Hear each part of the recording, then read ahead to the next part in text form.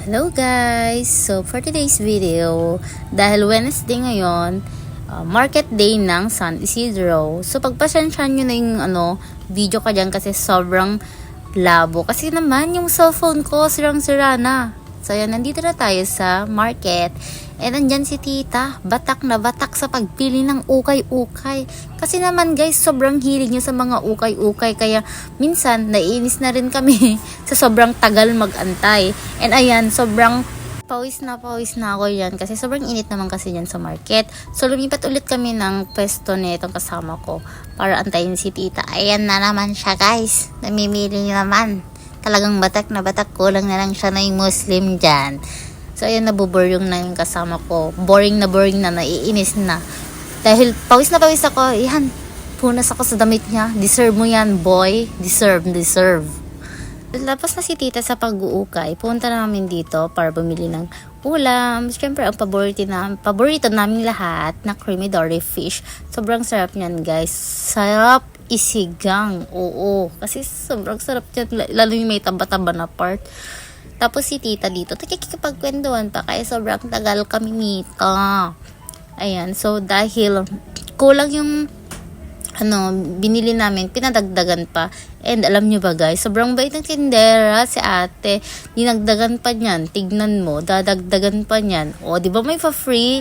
So kanina ko pa inaabot yung pera kay tita. Hindi naman niya ako pinapansin. Wait lang daw kasi ayan, nakikiwagkwentuhan pa kasi si tita. Walang katapusang pamimili naman si tita dyan. Yung kasama ko. After namin bumili ng ulam, ayan, naglibot-libot kami. Tapos may santol. Siyempre, bumili ulit si tita. Kasi paborito niya yan. Noon pa daw niya crave yan. Yung santol na yan. Napapanaginipan pa nga eh. Tamang pili lang yung isa naman dyan. Viewer. Di ba na tumulong? Dahil paborito ko din to, yung mga kakanin. So, bumili ako dyan ng 5 isa eh. Tapos yung butchi na may cheese sa loob. Bumili din ako. And ayan, yung mais. Shit, paborito ko din yan. So, dyan po, part na yan, pauwi na kami dahil sobrang pagod na kami. Nainis na yung kasama namin. Ayan, nauna na siya. Diba, sobrang stress ang person na yan. Pero okay lang, nag-enjoy naman kami dito sa pamimili kahit papano. Ayan, so punta na kami dito sa sasakyan and pauwi na kami dahil sa sobrang init. Tingnan mo nga naman, stress na yan, haggard na haggard. So taste test natin yung nabili natin bibingka. Tama ba? Bibingka ba yan? Oo, parang kanon na nga. I mean, hindi taste test. Parang kakainin na lang kasi hindi na isang subo naman. Hindi lang naman isang subo yan eh. Sarap ba? Okay, approve siya guys. Tamang laman lang. Sobrang taba na nga natin. Ang lakas pa natin kumain. Yan tayo eh. Wala sa diet, walang disiplina sa sarili.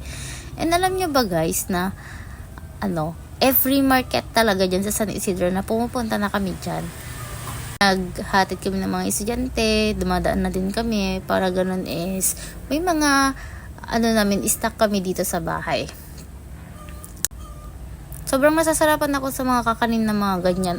Pero ayaw ko yung yung kasava na bibingka. Gusto ko yung yung nagbibinat-binat na giniling. Parang yan. Mas gusto ko itong ganyan.